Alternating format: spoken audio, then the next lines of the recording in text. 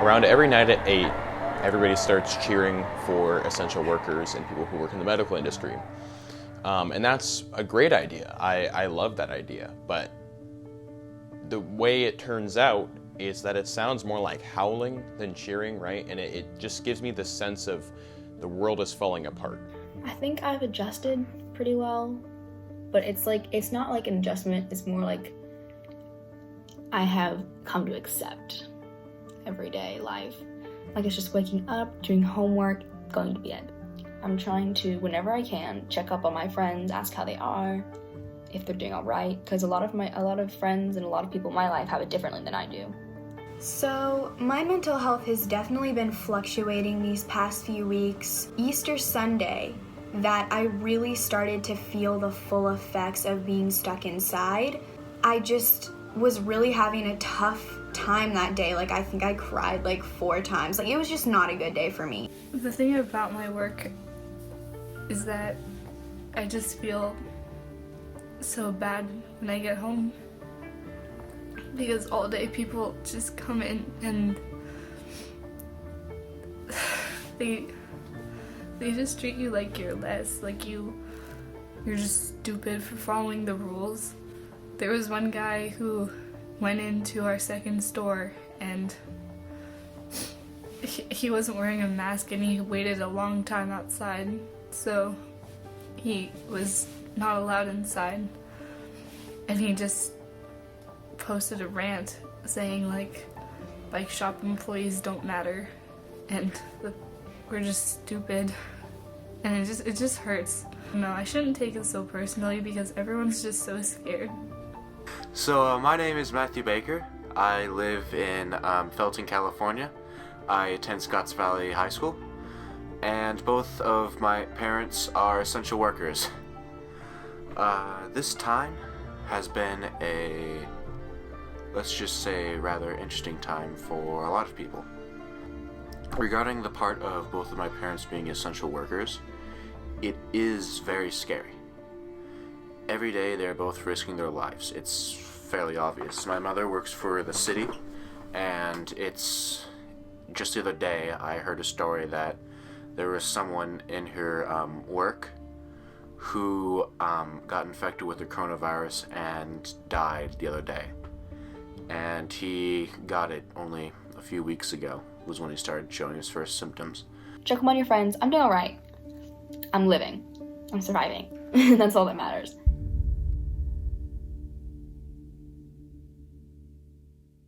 Michigan has the third most COVID-19 threat this country has faced for decades.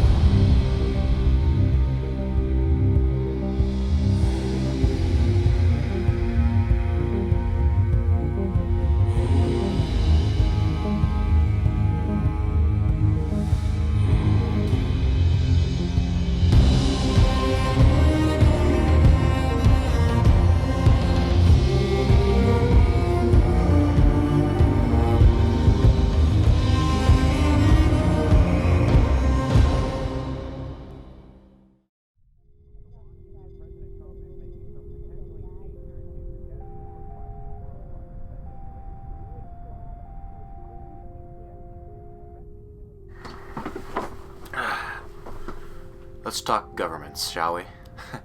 The two main governments which are to blame for the coronavirus becoming so bad, I think, are both the Chinese government and the US government. In Europe, and in parts of East Asia, the virus has been contained. South Korea is one example, Germany is another, Italy to an extent is another, although they're having more and more deaths and have the most cases in all of Europe.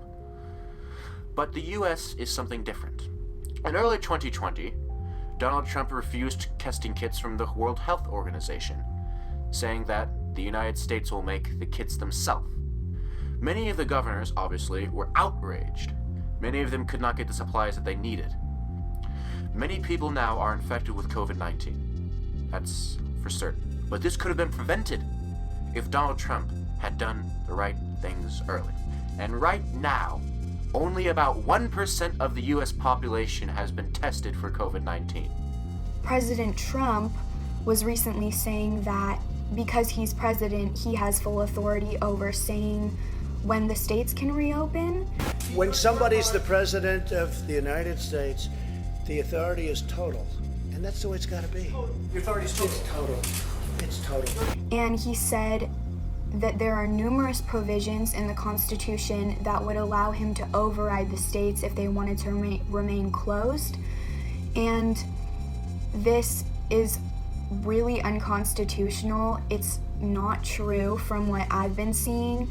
The 10th Amendment literally states that the power that is not specifically given to the federal government goes to the states. So this would be one of those times where this is something that the states have control over. Certain states in the US are trying to open up, so trying to start their economy back up again, have businesses reopen, and, you know, allow people to do what they need to do. And that sounds all fine and dandy, right? Oh yeah, we get to go out and get our hair cut, you know, things like that.